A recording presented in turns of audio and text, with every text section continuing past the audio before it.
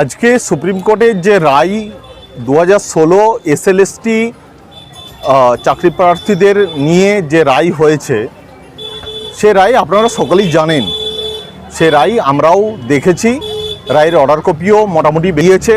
রায়ের order copy মোটামুটি পুঙ্খানুপুঙ্খভাবে পর্যবেক্ষণ করা বাকি আছে, যে কারণেই আমরা পরবর্তী কী পদক্ষেপ নিচ্ছি সেটা আমরা পরে বলবো।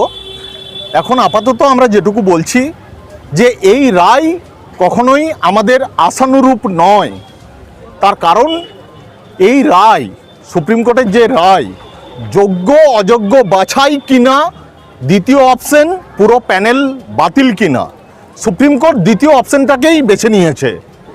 যেখানে যোগ্য অযোগ্য বাছাই করার মতো যথেষ্ট রসদ সুপ্রিম কোর্টের হাতে ছিল, বা বিভিন্ন রকম পার্টি যারা সুপ্রিম কোর্টে বিভিন্ন তথ্য জমা দিয়েছে তাদের হাতে সেই রসদ ছিল, তারপরেও সুপ্রিম কোর্ট কেন এই রায় দিয়েছে সেই নিয়ে আমরা যথেষ্ট সন্দিহান। আমাদের বিচার ব্যবস্থার উপরে একটা আস্থা ছিল যে আমরা বাকি সমস্ত জায়গাতে প্রত্যাখ্যিত হলেও বিচার ব্যবস্থার হাতে আমরা প্রত্যাখ্যিত হব না, কারণ আমরা ন্যায়সঙ্গত, আমরা যোগ্য এবং আমরা দুর্নীতি মুক্ত। সেই সমস্ত কিছু বাতিল করে সুপ্রিম কোর্ট সমস্ত কিছুকে একটা ছাতার নিচে নিয়ে চলে এসছে, সেটা হলো সবার চাকরি বাতিল। এটা আমাদের কাছে আশানুরূপ নয়।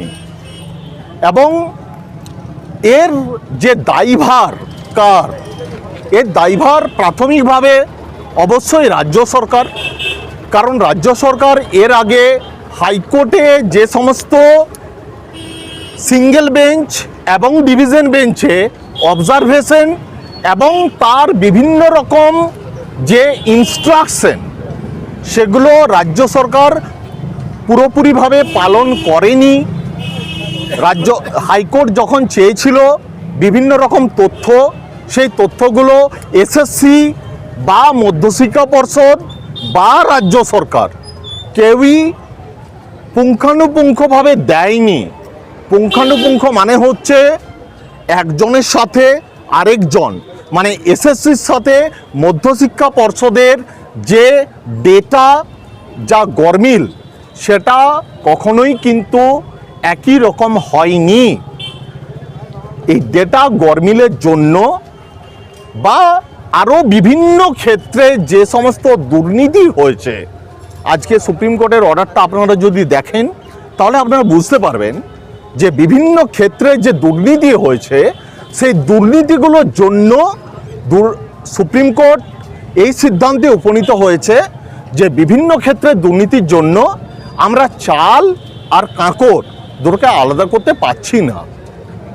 কিন্তু এই চাল আর কাঁকর আলাদা করার দায়িত্ব কার ছিল? এর দায় আমাদের রাষ্ট্র ব্যবস্থা, সিস্টেম।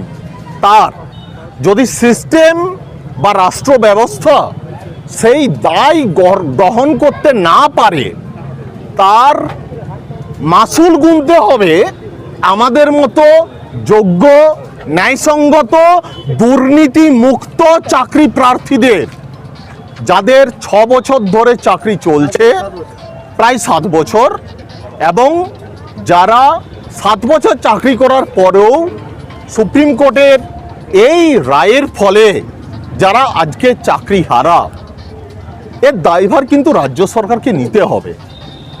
রাজ্য সরকারকে বোঝাতে হবে যে আমরা কোন জায়গাতে সুপ্রিম কোর্টকে বা বিভিন্ন রকম তদন্তকারী সংস্থাকে আমরা বোঝাতে পারিনি, যে সিবিআই বিশেষ করে যারা দেশের সর্বোচ্চ তদন্তকারী সংস্থা, তাদের বোঝাতে পারিনি যে কেন বেশিরভাগ 2016 এসএলএসটি ক্যান্ডিডেটরা তারা দুর্নীতি মুক্ত।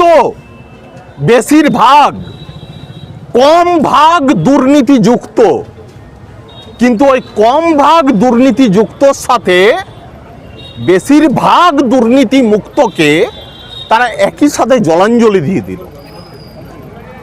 2016 এসএলএসটি যারা চাকরি প্রাপক, তাদের অনেকেই বাড়ির লোন নিয়েছে, তারা অনেকে ব্যক্তিগত লোন নিয়েছে, তাদের অনেকের বাবা মা বিভিন্ন রকমের বয়স্কজনিত বিভিন্ন সমস্যায় আক্রান্ত, তাদের একটা চিকিৎসার ব্যয়ভার আছে, সমস্তটাই নির্ভর করছিল এই চাকরির উপর।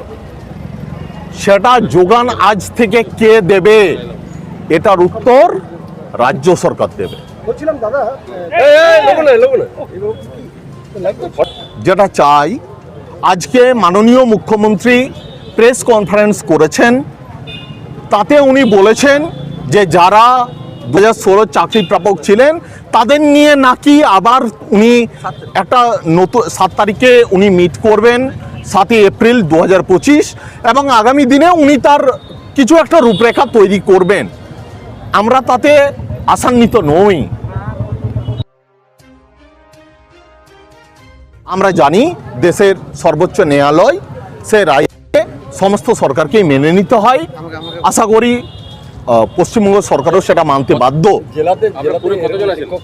আমাদের পুরুলিয়া জেলাতে এখনো পর্যন্ত আমাদের পাওয়া খবর অনুযায়ী শুধুমাত্র শিক্ষক শিক্ষিকা পদে, এটা কিন্তু যারা গ্রুপ সি গ্রুপ ডি নয় তাদের কথা বলছি না, শুধু শিক্ষক শিক্ষিকা পদে, যোগ্য শিক্ষক শিক্ষিকা পদে 450-রও বেশি শিক্ষক শিক্ষিকা নিযুক্ত আছেন। এবং এই মুহূর্তে সেই স্কুলগুলোর অচলাবস্থা তৈরি হবে, এবং এই অচলাবস্থা তৈরির কারণ অবশ্যই রাজ্য সরকার। আজকে এই রাজ্য সরকারের উপর আমরা আস্থা রাখব যে মাননীয় মুখ্যমন্ত্রী, যিনি মানবিক, তিনি আগামী 3 মাসের মধ্যে সুপ্রিম কোর্টের যে বিচার, সেই বিচার অনুযায়ী আমাদের বা 2016 প্যানেলভুক্ত চাকরি প্রাপক যারা, তাদের নিয়ে উনি নতুন করে কিছু একটা ভাববেন এবং তাদের চাকরিতে পুনর্বহাল করবেন। পুনর্বহাল করাটা অত্যন্ত কাম্য। তার কারণ যারা 2016 প্যানেলভুক্ত যোগ্য দুর্নীতিমুক্ত শিক্ষক শিক্ষিকা আছেন, তাদের এইরকম চাকরি যাওয়াটা কখনোই ন্যায়সঙ্গত নয়। তাই আমাদের দাবি, আমাদের আশা, আমাদের মাননীয় মুখ্যমন্ত্রী উনি আমাদের নিয়ে ভাববেন এবং আগামী 7 তারিখ উনি আমাদের কোনো একটা দিশা দেখাবেন। আমরা সেই আশাতে আছি। কিন্তু উচ্চ মাধ্যমিক পরীক্ষার কিছু এখনো তো খাতা তারা দেখছে, সেই শিক্ষকদের হাতেও খাতা গেছে। উচ্চ মাধ্যমিক এবং মাধ্যমিকের খাতা ইতিমধ্যে আমরা জমা করেছি। উচ্চ মাধ্যমিকের খাতা অনেকেই আমাদের জমা করছেন। উচ্চ মাধ্যমিকের খাতা অনেকেই পর্যবেক্ষণ ইভালুয়েশন করছেন। উচ্চ মাধ্যমিকের খাতা, সেই খাতা ইভালুয়েশন চলছে। তার নির্দিষ্ট যে সময়সীমা আছে, সেই সময়সীমার মধ্যে আমরা সবাই দায়বদ্ধ শিক্ষক শিক্ষিকা। আমরা কেউই দায় এড়িয়ে যাই না, আমরা দায়কে মাথায় নিয়েই কাজ করি। সেই দায় আমরা চেষ্টা করব আমাদের প্রতিনিয়ত বজায় রাখার। একই সাথে আমরা আশা করব আমরা যেমন দায় বহন করছি, আমাদের দায় বহন করবেন আমাদের অভিভাবক মাননীয় মুখ্যমন্ত্রী। আপনার নাম? আমার নাম সুভাষিস পান। আমি গাড়াফুসড়ো হাই স্কুল।